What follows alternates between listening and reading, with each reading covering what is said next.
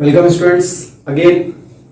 आज हम लोग पढ़ने जा रहे हैं अभी तक के पढ़े हुए टॉपिक्स पर बेस्ड क्वेश्चंस के बारे में।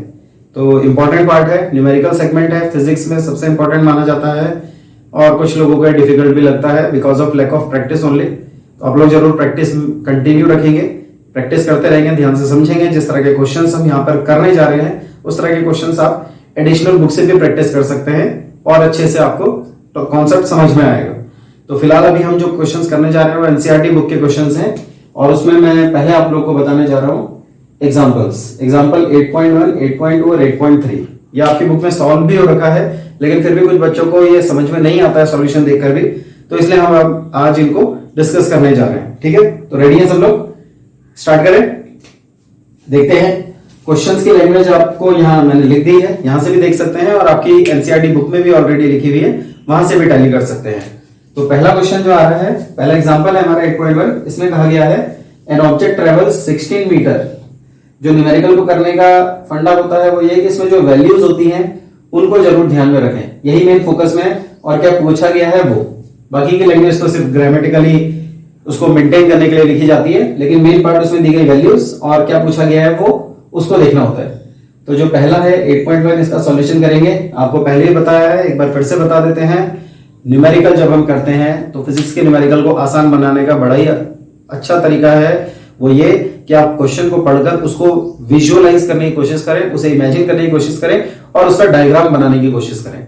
अगर आप उसका फिगर बना लेते हैं और मान के चलो 40 से 50% क्वेश्चन आपने खत्म कर दिया।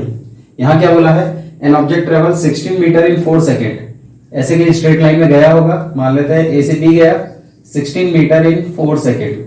उसके बाद से मोशन इन स्ट्रेट लाइन है, चेंज इन डायरेक्शन की कोई बात नहीं है क्वेश्चन में। तो बोला देन अनदर 16 मीटर इन 2 सेकेंड। अब वो फिर से 16 मीटर गया, लेकिन इस बार जो उसे टाइम लगा वो 2 सेकेंड लगा, यानी कि इसकी स्पीड बढ़ चुकी है। तो स्पीड में चेंज आ रहा है। उन्होंने पूछा है एवरेज स्पीड बता दो। तो हमें मालूम है एवरेज स्पीड का फॉर्मूला क्या होता है, हमने पढ़ा है, ये होता है total distance upon total time. तो इसमें दो डिस्टेंस दिए गए हैं, S1 16 मीटर और उसका T1 4 सेकेंड। फिर दूसरा S2 दिया है 16 मीटर और उसका T2 दिया है 2 सेकेंड। अगर टोटल करेंगे तो ऊपर लिखना होगा S1 प्लस S2, नीचे लिखना होगा T1 plus T2। S1 16 plus 16, T1 plus T2 में 4 प्लस 2, 16 और 16 32 हो गया, 4 और 2 मिलाकर हो गया 6। तो 32/6 हमारा आंसर हो गया है मीटर पर सेकेंड में।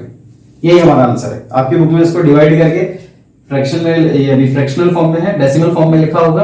तो अगर आप उसमें कन्वर्ट करना चाहें तो 6 5 टाइम्स 30 होता है। अगर आप इसे कट करेंगे तो 6 5 टाइम्स 30 डेसिमल लग जाएगा। 2 का 20 बन चुका है, 6 3 18, फिर 20 बना है तो 5.33 मीटर पर सेकेंड भी बना सकते हैं। अदरवाइज ना भी छोड़ेंगे तो वो भी करेक्ट माना जाता है, कोई प्रॉब्लम नहीं है उसमें। ठीक है, ऐसे ही 8.2 पर आएंगे। तो 8.2 में जो बोला गया है ओडोमीटर। ओडोमीटर हम उस मीटर को बोलते हैं जो हमारे व्हीकल में, 2 व्हीलर में, 4 व्हीलर में एक मीटर होता है जहां नीडल भी होती है और साथ ही साथ अंदर डिजिट्स घूमती रहती हैं, जिसमें हमें पता चलता है कि गाड़ी कितना चल चुकी है। तो बताया गया है कि odometer of car reads 2000 kilometre at the start of trip. यानी इसकी शुरुआत कितने से थी, 2000 की वैल्यू से थी, मतलब हम चलना शुरू कर रहे थे और जब ट्रिप खत्म की तो वो हो गया 2400 किलोमीटर या 2400 kilometre at the end of the trip. If the trip took 8 hour, 8 hour का टाइम लगा है। कैलकुलेट एवरेज स्पीड निकालनी है फिर से, average speed of car in kilometre per hour and metre per second. यहाँ एक इंपॉर्टेंट रिलेशन है, वो मैं आपको बताता हूं। कन्वर्ट करने के लिए हमें जरूरत पड़ती है, जरूर ध्यान देंगे।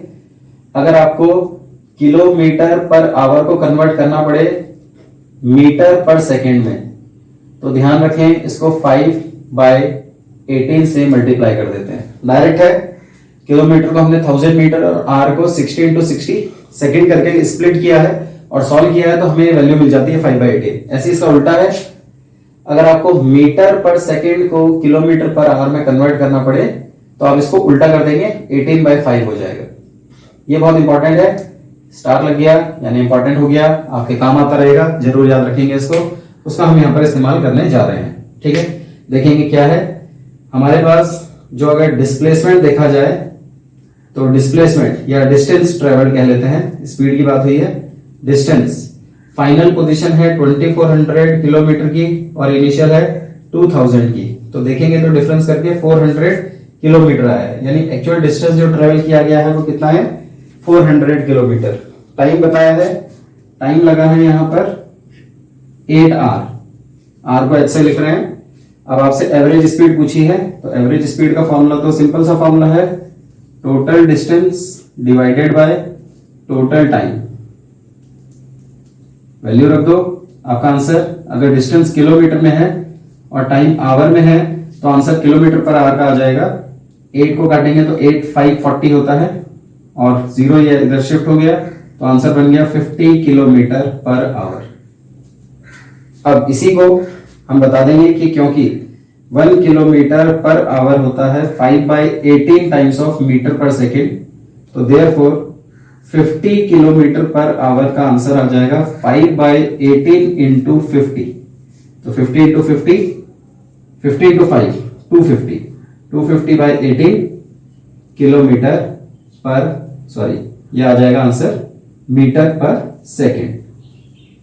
आप चाहो तो इसको भी कट करके फाइनल आंसर निकाल सकते हो। तो अगर निकालना है तो उसका मेथड मैं बता देता हूं। यहां पर इसको सॉल्व करना है तो 250 इधर है, 18 इधर है। जब भी ऐसा डिवाइड करने के लिए आए तो ध्यान रखना नीचे एक ऐसा नंबर होना चाहिए जिसका टेबल आपको आता है। हमारे पास यहाँ 18 है, अगर 18 का टेबल आपको आता है तो टेबल पढ़कर डायरेक्ट काट दो, लेकिन ज्यादातर बच्चों को 18 तो टेबल याद नहीं होता, लेकिन 10 तक सबको याद होता है। तो हम इसको 10 से छोटा बना लेंगे, 2 से काटकर 2 9 18, तो यहां कट जाएगा 2 1 2 और 50 होता है 25, 225 टाइम्स 50 बनता है, तो 125 आ गया। अब आप 9 का टेबल पढ़ के डायरेक्ट काट सकते हैं। 9 1 9, यहां से 9 1 9, अगर 9 बनाया तो 12 में से 3 बचा है, 12 में से 3 35 हो जाएगा। तो 35 बनाने के लिए 9 में कितना चाहिए, 9 4 36 होता है, यानी कि ज्यादा हो रहा है, तो 9 3 कर लो 37 हो जाएगा, 27 हो जाएगा। 3 9 27, 27 से 35 तक जाने के लिए आपको 8 वैल्यू मिलेगी, यानी 80। तो उसके बाद 9 9 81, अप्रोक्सीमेटली 13.9 मीटर पर सेकेंड का आपका आंसर बन जाएगा। अदरवाइज आप रेशियो में छोड़ दो तब भी चलेगा। ये आपका सेकंड क्वेश्चन, ठीक है। पॉज करके चाहे तो नोट कर सकते हैं, फिर आगे बढ़ेंगे।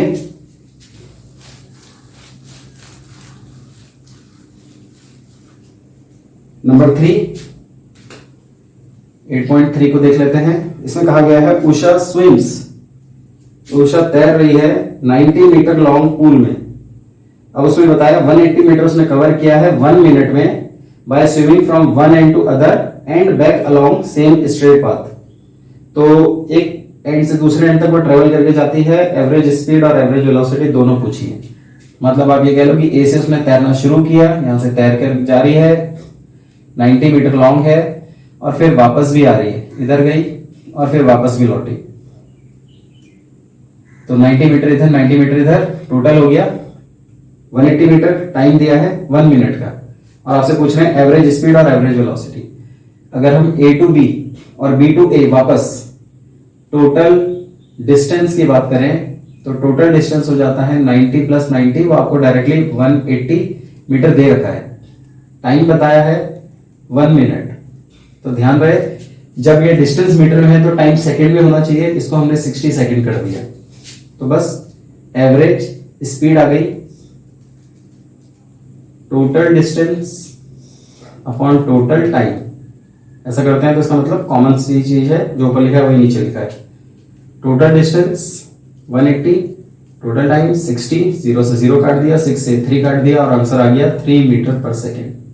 वहीं पर अगर टोटल डिस्प्लेसमेंट की बात करें, या डिस्प्लेसमेंट ही बोलते हैं बेसिकली, तो ए से बी गए, बी से वापस ए पर आ गए, डिस्प्लेसमेंट 0 हो गया। टाइम अभी भी वही है 60 सेकेंड वाला।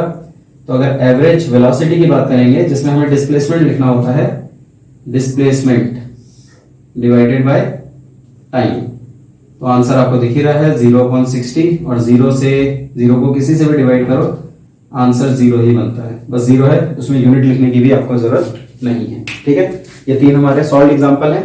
उम्मीद होगी आप लोगों को थोड़ा बेटर तरीके से समझ में आया होगा। अब इसमें थोड़ा सा अनसॉल्व क्वेश्चंस को देख लेते हैं, तब तक आप इसको पॉज करके नोट कर सकते हैं।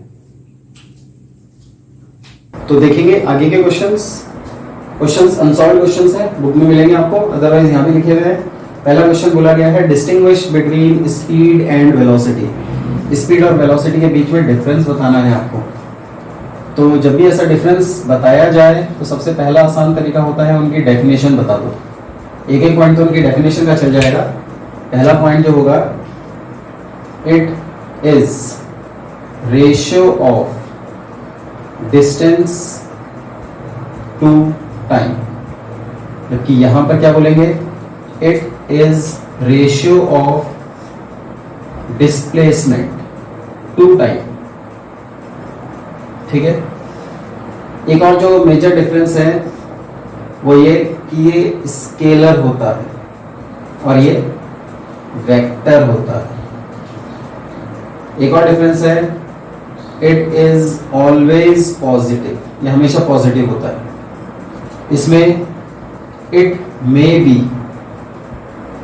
पॉजिटिव और नेगेटिव, और कभी कभी तो ये जीरो भी बता देता है अगर हम एवरेज के लेवल पर ले रहे हैं तो ये वाला पॉइंट वही हो गया जो डिस्टेंस और डिस्प्लेसमेंट में आता है, उसी के अकॉर्डिंग है। तो ये हमारा पहला क्वेश्चन हुआ। दूसरे क्वेश्चन पर जाएंगे। दूसरे क्वेश्चन पूछा है, under what condition is the magnitude of average velocity of an object is equal to its average speed. Average speed और एवरेज वेलोसिटी की वैल्यू कब बराबर हो जाती है? During motion in straight line. अगर स्ट्रेट लाइन में मोशन है, और इसको भी और अच्छा कह देते हैं यूनिफॉर्म, सेम आ रहा है, और motion in straight line in same direction, ये यूनिफॉर्म मोशन हो जाता है। तो इस यूनिफॉर्म मोशन में हमेशा average speed is equals to average velocity बन जाता है। ये बात हम मैग्नीट्यूड की कर रहे हैं, दोनों में मैग्नीट्यूड होता है लेकिन इसमें डायरेक्शन भी एक्स्ट्रा होती है, उसकी बात अभी फिलहाल नहीं हो रही। ठीक है। तीसरा आता है, what does odometer of an automobile measure. तो ऑडोमीटर की हम बात कर रहे थे, ये टोटल डिस्टेंस कैलकुलेट करके बताता है। तो ये बताता है टोटल डिस्टेंस ट्रेवल्ड, कितना डिस्टेंस टोटल ट्रेवल हुआ उसके बारे में बताता है। इसी में क्वेश्चन नहीं लिखा है लेकिन मैं एक्स्ट्रा बता देता हूं। कभी कभी पूछते हैं what does the speedometer of the automobile measures. Automobile का जो स्पीडोमीटर होता है ये वो होता है जिसमें नीडल जीरो से घूमती है जब गाड़ी चल रही होती है, फिर ये वापस लौट आती है। तो ये आपको बताती है एक पर्टिकुलर टाइम पर आने वाली स्पीड, उसे हम बोलते हैं इंस्टेंटेनियस स्पीड। थोड़ा सा एडिशनल और एडवांस लेवल का कॉन्सेप्ट है लेकिन आप याद रख सकते हैं। ऑडोमीटर जो अंदर रिंग घूमती रहती है और डिजिट्स बढ़ती रहती हैं, वो बताता है टोटल डिस्टेंस ट्रेवल्ड, और जो नीडल होती है वो बताती है इंस्टेंटेनियस स्पीड। ठीक है, फिलहाल एडिशनल है।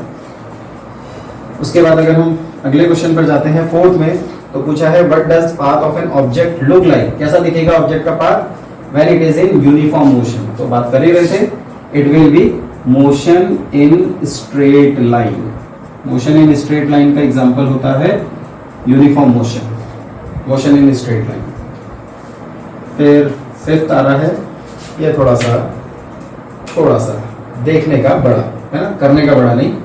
इसमें क्या बोला है, थोड़ा डराने के लिए लंबी सी लैंग्वेज दे दी है, पर घबराना नहीं है। देखेंगे एक बार क्या है, हमें तो लैंग्वेज से मतलब ही नहीं है, हमें तो देखना है हमारी वैल्यूज को। तो बोला है a signal from a spaceship, ऊपर कहीं स्पेसशिप होगा, ऊपर स्पेस में कहीं, वो नीचे ग्राउंड में सिग्नल भेजता है। तो बोला है a signal from a spaceship reached ground in 5 minute. Time मिल गया हमें, कितना टाइम में आ रहा है सिग्नल, और पूछा है डिस्टेंस कितनी है of the spaceship from the ground station. अब बोला है उसके लिए एक्स्ट्रा बता दिया आपको कि जो सिग्नल की स्पीड है वो है लाइट की स्पीड 3 × 10⁸। तो कभी कभी हम न्यूमेरिकल में ऐसे गिवन भी लिख लेते हैं। डिस्टेंस हमें निकालना है तो क्वेश्चन मार्क, टाइम हमें दिया है कितना 5 मिनट, मिनट को सेकंड में जरूर कन्वर्ट करना है वरना आंसर नहीं आएगा। 5 × 60 चाहो तो इसको सॉल्व करके 5 × 6 30 होता है, एक जीरो हो गया, 300 सेकंड लिख सकते हो, वरना डायरेक्ट वैल्यू यूज कर लो। और स्पीड आपको दे दी गई है, कितनी दे दी गई है 3 × 10⁸। तो बड़ा आसान सा फॉर्मूला है, तो ऊपर करेंगे, यहां कर लेते हैं।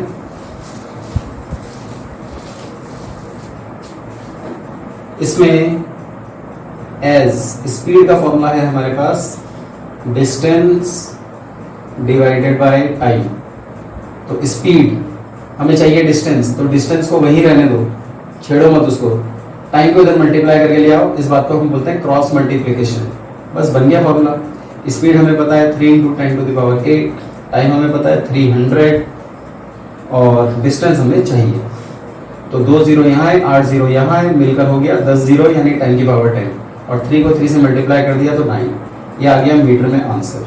आपको अगर ये किलोमीटर में पूछेंगे तो 1000 से डिवाइड कर दो, 9 × 10⁻10 अपॉन 1000 कर दोगे तो ये किलोमीटर में आ जाएगा।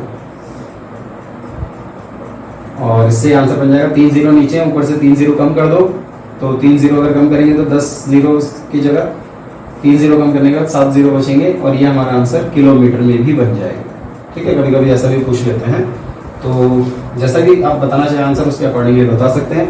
ये हमारे कुछ क्वेश्चंस हैं एवरेज स्पीड, एवरेज वेलोसिटी और डिस्टेंस डिस्प्लेसमेंट के ऊपर। ऐसे और क्वेश्चंस आपको बुक में मिलेंगे, उनको प्रैक्टिस करें और जो डाउट हो उसे कमेंट सेक्शन में पूछें।